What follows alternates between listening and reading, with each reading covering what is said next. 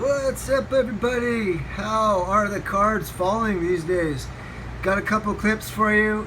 Quick one about gun rights and defending your home. Do you think Mark McCloskey was wrong to stand out front and protect his house with his guns, one which was fake and the other not loaded?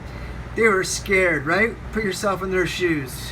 Okay, I'm just confused on what the problem is. A lot of people that I know and grew up with and learned a lot from, I just don't seem to hear what it is that I've learned from them coming out, and so I'm confused.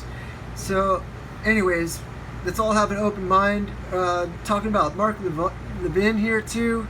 Now, do you not just like the guy? But a lot of people don't. But if you don't like him, can you still like what it is he has to say, getting past maybe insults, you know? Because if you're liberal and he says something bad about liberals, which he does, so little trigger warning, just can you get past that to hear the actual message? I swear it would behoove you. Do not get offended. Just listen to what others have to say. Remember, disagreements is not disrespect. Insults can be, yes, but we all know that. Just let it bounce off your flesh, have thicker skins. Let's get to it.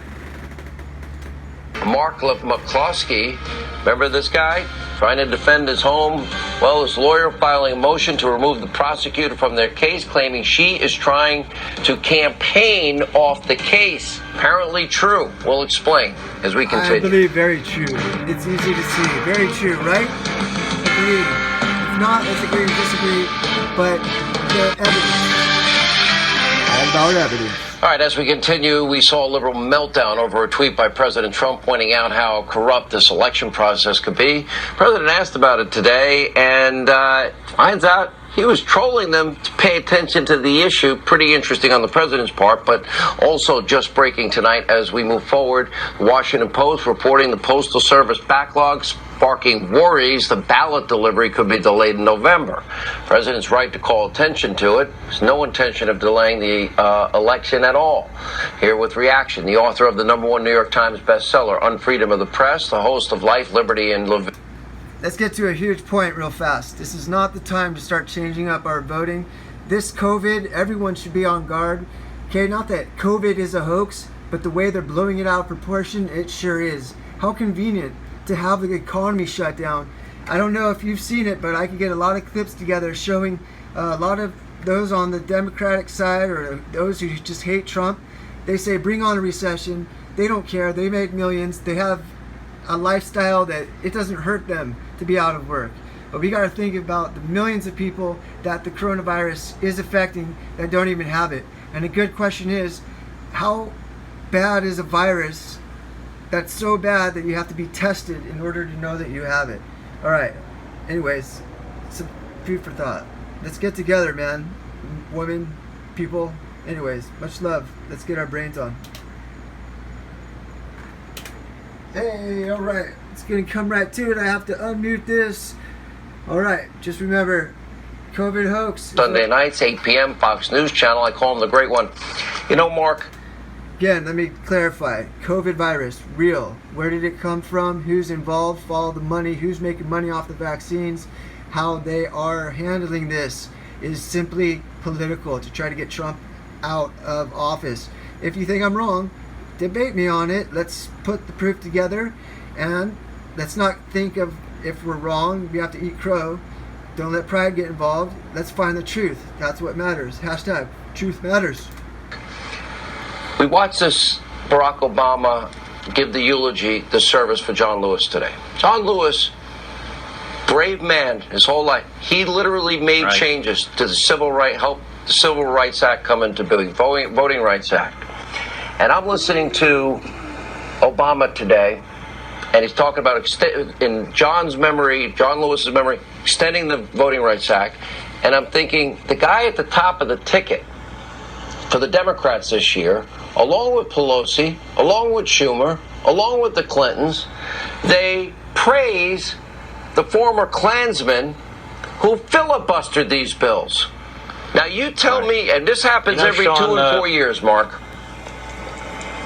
You know, Sean, that speech by Obama Reminded me of the good old days of Obama when he was a community activist hanging out with domestic terrorists. He's probably really getting into the, Molotov cocktails and all the rest, the good old days for Obama. Obama has milked this country for everything it's worth. He's milked it for maximum power. He and his wife are now worth tens of millions, if not hundreds of millions of dollars, having sold their presidency after they've left office. He gives these speeches now and then. He's abused the black community more than any modern president that I'm aware of, or any modern politician for that matter. What exactly has this man done for the black community since he's been in the private sector? What did he do for the black community when he was president? Can you say,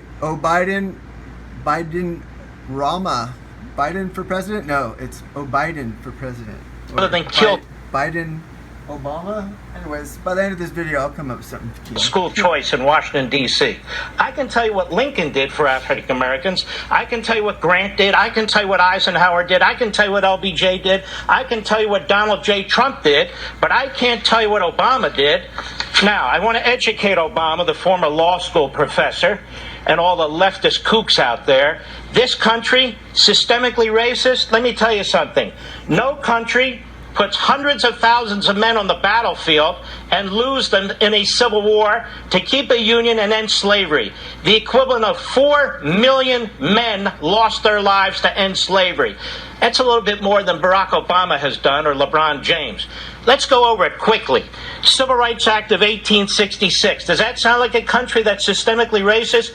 I don't have time to get into what every one of these acts did, but people can look them up. Civil Rights Act of 1871. Civil Rights Act of 1875. Civil Rights Act of 1957. Civil Rights Act of 1960.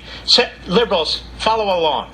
Civil Rights Act of 1964, Civil Rights Act of 1965, Civil Rights Act of 1968, Civil Rights Act of 1990, Civil Rights Act of 1991. We have Supreme Court decisions. 1948, Shelley versus Kramer. 1954, Brown versus Board of Education. 1962, Bailey versus Peterson. This is what I would have said at John Lewis's funeral. 1967, Loving versus Virginia. 1968, Jones versus Meyer. 1971, Griggs versus Duke Power. 1986, Paxson versus Kentucky. Now, here's what I didn't hear at the funeral when Obama was giving a Democrat left-wing kook speech. Not a word about America's greatness. Not a word about how men in our military, black, white, brown, red, yellow, went off to defeat Hitler and Tojo and Italy, fascist Italy, put their lives on the line. 400,000 of them died. Not a word about the men that fought in Korea and Vietnam and Afghanistan and Iraq in our diverse, integrated military. Not a damn word. Not a word about the thousands of those who are murdered in our cities every year. 7,500 black people. Mostly 90% by other black people, including in his city of Chicago. Didn't bring it up once. Not a word about the nuclear family and personal responsibility and opportunity. Not a single uplifting word for the country that made him rich and made him president and made him powerful. Rather than saying, look at what I've done with my life. Look at what I've become. Look at all the people trying to pour over our border, legally and illegally, of all races. From the third world, south of the border, from the continent of Africa, from the Far East, from the Middle East, from all over the world. Why are they trying to come here? Because of George Wallace and Bull Connor? This guy, they want to run against George Wallace and Bull Connor. Well, I would say this to President Trump. You've got a quasi-Bull Connor and a quasi-George Wallace. His name is Joe Biden.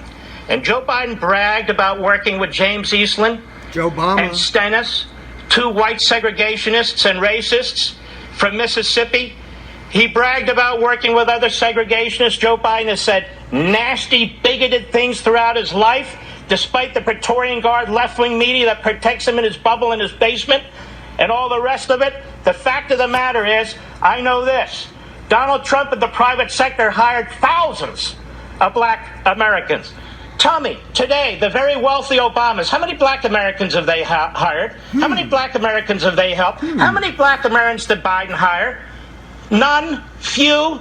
This president hired thousands during the half-century career in the private sector. And as president of the United States, What did he get? 7-8% of the vote of the black community, and yet what has he done in the black community? 1,000 times more than Obama ever dreamed of doing. So Obama gives a good Castro-like speech, but when the rubber hits the road, he's nowhere to be found. Jokebama, That's it. Jokebama for The rubber- president. Jokebama, that's it. So if you're voting this coming election, know who you're voting for, then say no to mail-in ballots. Go to the voting booth, and don't worry about COVID. Wear your mask, social distance. If you go to the grocery store, you could go vote. If it's that important, it's worth dying for. We can't send our children, our nation's gems, and you know, they're the gift. They are the gift. Our children, they are the future. And if you're going to send them off to some other country and fight and die for who knows what, you can join the fight and go vote coming November. Say no to mail-in voting. Say no to Jokebama. But it's your choice. Just know who you're voting for.